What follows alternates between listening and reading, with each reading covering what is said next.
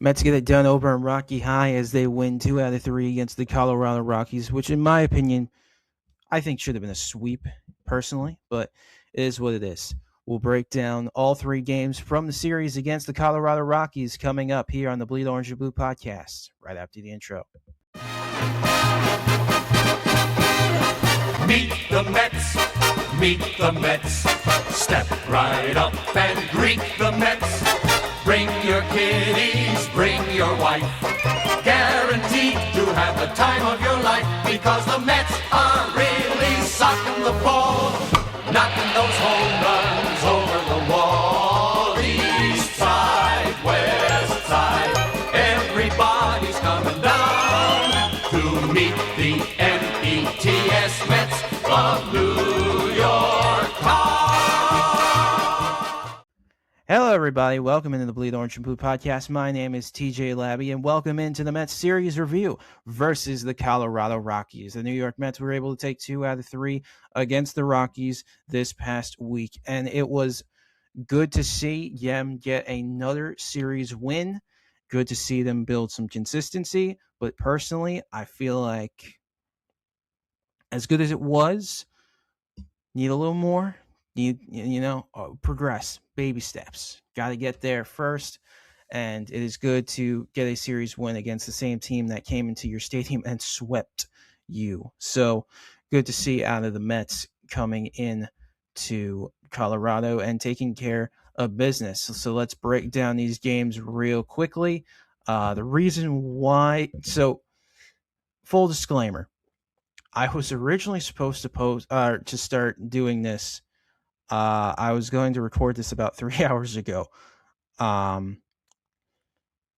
Yeah, my bad. I got tired. I took a nap, so my bad. But luckily, I get bailed because the Mets are still on the West Coast and they play the Arizona Diamondbacks tonight at around 9:40. So I'm still able to do this, upload it, and get it out before first pitch tonight against the Diamondbacks. But anyways, let's break down these games between the New York Mets and the Colorado Rockies. In game 1, the Mets were able to take a 4-2 victory. David Pearson getting the win, improving to a 1-4 with a 6.29 ERA. He had 2 openers. Don't worry, we'll get into that in the pitching stat lines. Tomoyuki Sagano is slated with the loss. He goes down to 3-2 with a 3.41 ERA. And Devin Williams getting the save. He is up to a 6.55 ERA. He's looked a lot better in his closer role, and that's good to see coming out of Devin Williams. The pitching. Huascar Brazuban pitched an inning. He was an opener, didn't have anything across the board. Austin Warren then came in after him, pitched for 2 innings, had 3 strikeouts, giving up a hit. David Pearson, of course, the winning pitcher, he pitched for 4 innings, giving up 3 hits, 2 earned runs, 6 strikeouts. Craig Kimbrel came in, he pitched an inning, gave up a hit and a strikeout, and then Devin Williams coming in to collect the save, he would get the strikeout. For the hitting for the Mets, Soto in the leadoff spot, the first time in his career, he would go 0 for 3 with a walk and a strikeout. Bo Bichette 0 for 4 with a strikeout. MJ Melendez 0 for 3 with 2 strikeouts. Tyrone Taylor would pinch hit for him. He would go 0 for 1. Mark Vientos 1 for 4 with 2 RBIs. Brett Beatty 0 for 4 with a strikeout. Marcus Semien 0 for 3 with a strikeout. Carson Benge 1 for 2 with a run scored, an RBI and a walk.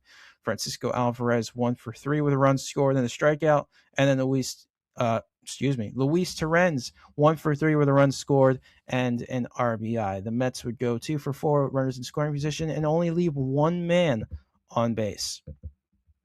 Scoring in this game, Carson Benge was the one who actually got it started for the Mets, as it was a solo home run at the top of the 6th, made it 1-0 New York, followed by an RBI double by Luis Torrens, and a 2-run RBI single by Mark Vientos made it 4-0 Mets. Jordan Beck then have an RBI triple for the Rockies, making it 4-1, and then Kyle Karras with an RBI single, making it 4-2. But that was pretty much all she wrote. Scoring pretty straightforward, and the Mets getting a good enough win to take game 1. The final line of this game: Mets 4 runs, 4 hits, no errors. Rockies 2 runs on 5 hits and no errors. So we move on to game 2, as the Mets would win this game 10-5. They were all over the Rockies all night long and got off to a very quick start early. We will get into that. Freddie Peralta gets the win. He improves to 2-3 with a 3.12 ERA. Michael Lorenzen, gets the loss. He goes down to 2-4 with a 6.92 ERA. And then Devin Williams picked up the save, his fifth of the season, lowering his ERA to 6.17 ERA. The pitching for the Mets, Freddie Peralta, he pitched 5 innings. He usually pitches 5 innings. It's his usual. 5 innings pitched, 4 hits, 2 walks, 1 strikeout. Tobias Myers came in for two-thirds an inning. He did not have a great night. He gave up 5 hits, 4 earned runs, 2 home runs in that span. Brooks Raley came in for 1 1/3. He had a walk and 2 strikeouts. Luke Weaver pitched an inning, giving up a hit and 2 strikeouts. Sean Manaea comes in for a third of an inning, giving up 3 hits, an earned run, a strikeout. He has looked absolutely awful, and I think it's time to determine if we want to give Manaea the hold heave ho and send him to the IL. I mean, at this point, dude, just get the surgery. Your loose bodies, it's not good. And then Devin Williams came in for 2/3 and had 2 strikeouts. Again, looking efficient, looking a lot better. For the hitting for the Mets, Juan Soto would go 1 for 4 at 2 RBIs and a run scored. Bichette 2 for 5 with an RBI. MJ Melendez 2 for 2 with a walk. Tyrone Taylor would come in as a pinch runner and have 2 recorded at bats. He would go 0 for 2 with an RBI. Mark Vientos 0 for 4 with a walk and 2 strikeouts.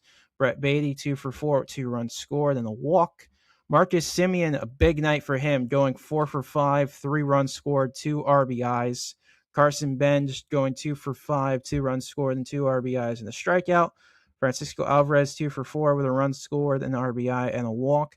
And then Luis Torrens going 0 for 3 with a run scored and an RBI. The Mets would go 3 for 12 with runners in scoring position and leave 7 runners left on base. But when you're scoring 10 runs, that's really not that much of an issue. In the top of the first, the Mets would get it off. Would get going quickly as Juan Soto with a leadoff solo home run made it 1-0 New York after the first inning. Carson Benge with a 2-run single in the top of the fourth made it 3-0, followed by Luis Torrens' RBI groundout, making it 4-0 after the fourth inning. In the sixth, Francisco Alvarez with an RBI single made it 5-0, followed by a Juan Soto sacrifice fly, making it 6-0. Bo Bichette with an RBI single, an RBI or a force out by Tyrone Taylor, making it 8-0. So 8-0 New York after the sixth inning. And then things got a little dicey. Bottom of the sixth, TJ Rumfield with a home run, his 5th of the season for the Rockies, followed by a Troy Johnston RBI double, making it 8-2. Jake McCarthy with a solo home run, a 2-run home run, his first of the season, making it 8-4 Colorado. But luckily, Marcus Semien was able to put the hammer down with a 2-run home run in the top of the ninth, making it 10-4 New York. And then after a plunk hit by a pitch on Tyler Freeman with the bases loaded, this is when Manaea was in the game, making it 10-5 Colorado. That was luckily all she wrote, as the Mets would take this win 10-5. The final line of this game, the Mets 10 runs on 15 hits, no errors. The Rockies 5 runs on 13 hits and 1 error.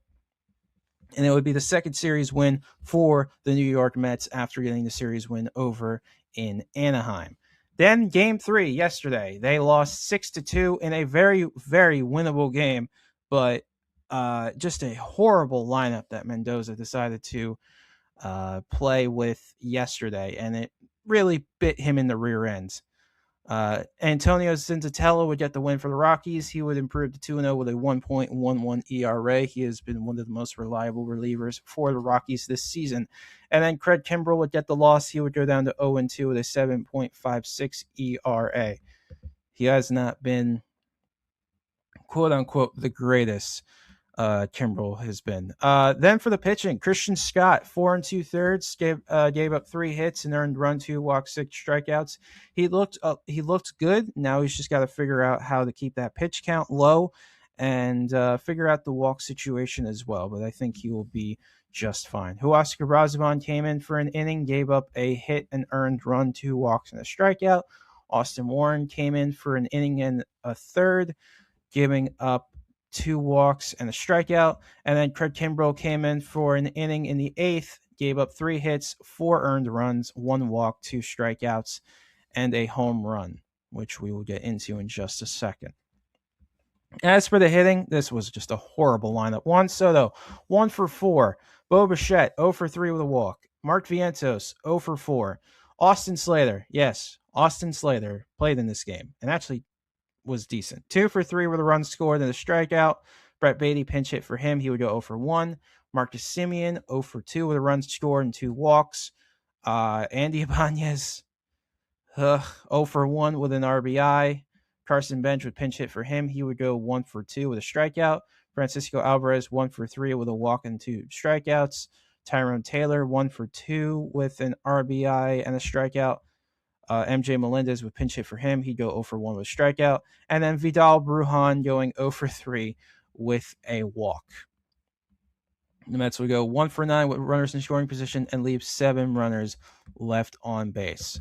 As for the scoring in this game, the Mets got off to an early 2-0 lead in the top of the second, off an Andy Ibanez sacrifice fly and Tyrone Taylor RBI single. But then it all went downhill. Bottom of the fourth, Willie Castro RBI single for the Rockies made it 2-1, followed by a Jake McCarthy RBI double that made it 2-2 Colorado, and then a Jake McCarthy grand slam in the bottom of the eighth. His second home run of the season made it 6-2 Colorado, and that was all she wrote, as the Mets would lose a very winnable game, mind you, if you had a better lineup than this, and lose game 3 of this series. The final line of this game, the Mets 2 runs, 6 hits, and no errors. The Rockies 6 runs on 7 hits and no errors. I also forgot to mention how many times the Mets struck out. They struck out 8 times in game 1. They struck out 3 times in game 2, and they struck out 6 times in game 3. So that is all that really happened in the series between the Mets and the Rockies. Again, very winnable game in game 3. And weren't able to get it done. It is what it is. We got to sweep eventually. You're 9 games under 500. You got to figure it out at 14-23. But now moving into tonight's game, the New York Mets head into Arizona to play the Arizona Diamondbacks, a team that they lost the series against in Queens. They were only able to pick up 1 win in that series, which was the walk-off hit by Ronnie Mauricio. Tonight's pitching matchup for the New York Mets is Nolan McLean, and for the Arizona Diamondbacks is Ryan Nelson. Nolan McLean's coming off one of the worst starts of his career, giving up 4 earned runs against the Los Angeles Angels. Hopefully he can bounce back tonight against the Diamondbacks. Tonight's lineup for your New York Mets. Juan Soto leads off. Juan Soto leading off for the Mets. Bo Bichette batting second. So Soto in left field. Sorry, I had to refresh the page. Juan Soto in left field batting in the leadoff spot. Bo Bichette batting second at shortstop. Correct move. Brett Beatty batting third at third base. Mark Vientos batting fourth at first base. Carson Benge batting fifth in center field. Marcus Semien batting sixth at second base. MJ Melendez batting seventh in right field. Francisco Alvarez batting eighth at DH. And Luis Torrens batting ninth at catcher. One more time, Soto batting leadoff in left field. Bichette batting second at shortstop. Beatty batting third at third base. Vientos batting cleanup and first base. Benge batting fifth in center field. Semien batting sixth at second base. Melendez batting seventh in right field. Alvarez batting eighth at the designated hitter spot. And Torrens batting ninth in the catcher's spot. And now the starting lineup for the Arizona Diamondbacks. Geraldo Perdomo gets the start over at shortstop, batting first. Ildemaro Vargas batting second at second base. Corbin Carroll batting third in right field. Adrian Del Castillo batting fourth in the cleanup spot at DH. Nolan Arenado batting fifth at third base. Lourdes Gurriel Jr. batting sixth in left field. Gabriel Moreno batting seventh at catcher. Jose Fernandez batting eighth at first base, and then Jorge Barosa batting ninth in center field. One more time, Perdomo leading off at shortstop, Vargas batting second at second base, Carroll batting third in right field, Del Castillo batting fourth in the cleanup spot at designated hitter, Arenado batting fifth at third base, Gurriel Jr. batting sixth in left field, Moreno batting seventh at catcher, Fernandez batting eighth at first base, and Barosa batting ninth in center field. Of course, tonight's game starts at 9:40. Don't we all love those West Coast times? The Mets will be on Pix 11 tonight as they take on the Diamondbacks and look to develop more consistency. Hopefully, McLean can put up a much better start than he did against the Angels. So, what really to look into going into tonight? Well, pretty simple. Just keep the bats going, keep the consistency going, and hopefully wake up more on this offense because the Diamondbacks are a very beatable team. And now you just got to figure out all the pieces and put it all together. And now we just need to start winning series. It's May. We've been doing pretty decent in May. We have 2 series wins under our belt in May. So now we just got to figure it out and develop and get everything under control. And let's not make dumb lineup decisions. Austin Slater should not be batting in any lineup. Vidal Brujan should not be batting in any lineup. Andy Ibanez should not be batting in any lineup. It is just a recipe for disaster. And if you are leading and you win the series, don't punt the third game. Try and win the third game. We need wins. We need to develop a winning streak, and we need to try and somehow get back in this painfully underwhelming division other than the Atlanta Braves, who have been playing very top-notch baseball. But anyways, that is all for me. This has been the series recap versus the Colorado Rockies. Thank you all for watching this episode of the Bleed Orange and Blue podcast. Make sure that you subscribe on the YouTube channel and turn on notifications so you never miss an upload. My name again has been TJ Labby. Thank you all for listening and watching this episode of the Bleed Orange and Blue podcast. And as for this episode, you can't put it in the books.